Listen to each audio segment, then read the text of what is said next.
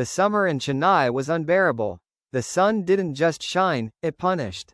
Inside a modern apartment, 16-year-old Arjun opened the refrigerator and grabbed a bottle of ice-cold water. He gulped it down quickly.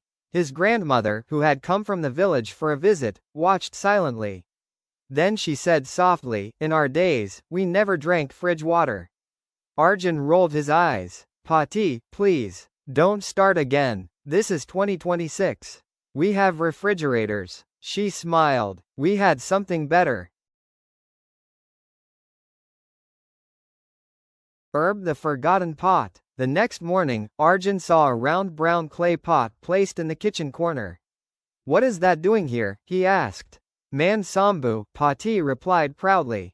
He laughed. "So we're going back to village life now?" Pati didn't argue. She simply filled the pot with water. Sun the heat test. That afternoon, the power went off. No fan, no AC, no refrigerator. Arjun rushed to the fridge. The water inside was warm. Frustrated, he walked away. Then Pati handed him a steel tumbler filled from the clay pot.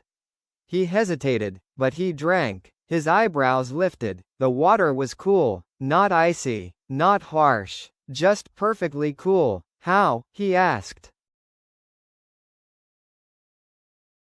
"Microscope the science behind clay." Pati smiled. "Clay is porous," she explained.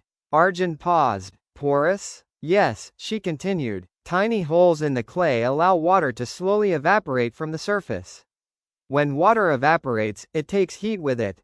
Arjun remembered physics class. "Evaporative cooling," he whispered. Pati nodded. "Exactly. Without electricity, without chemicals, without machines, nature cooled it." Why ice-cold water is harmful. But cold water is better, Arjun argued. Pati shook her head gently. "When you drink ice water suddenly, your throat muscles contract. Your digestion slows. Your body temperature changes abruptly. Clay pot water is naturally cool. It matches your body better." Later, Arjun searched online. She was right. Ice water shocks the digestive system. Clay pot water maintains balance. The mineral gift. But that wasn't all. Pati held the clay pot carefully. Clay contains natural minerals. When water stays inside, it absorbs small amounts. Calcium, magnesium. It balances pH levels. Arjun stared at the pot differently now. This wasn't backward thinking. It was natural filtration. The village memory. That night, Pati told him something deeper. "In the village, we couldn't afford hospitals. So we prevented sickness. We drank from clay to avoid throat infections, to avoid overheating, to stay hydrated properly. There were no energy drinks, no packaged water, no advertisements, only observation." The turning point. A week later, Arjun played cricket under harsh sun. He returned home exhausted and dizzy. He grabbed cold fridge water and drank fast. Within minutes, he felt cramps.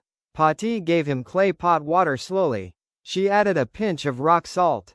"Drink gently," she said. Within 20 minutes, he felt better. That day, something changed inside him. The realization. Arjun started reading more. He discovered, clay pots are alkaline in nature. They neutralize acidity. They improve metabolism. They are eco-friendly. They reduce plastic usage. He felt ashamed. All these years, he called it village style. But it was sustainable science. The bigger truth. One evening, Pati said something unforgettable. "We didn't protect traditions. They protected us." The clay pot was never about poverty. It was about wisdom. It was about living in harmony with climate. It was about respecting nature's design.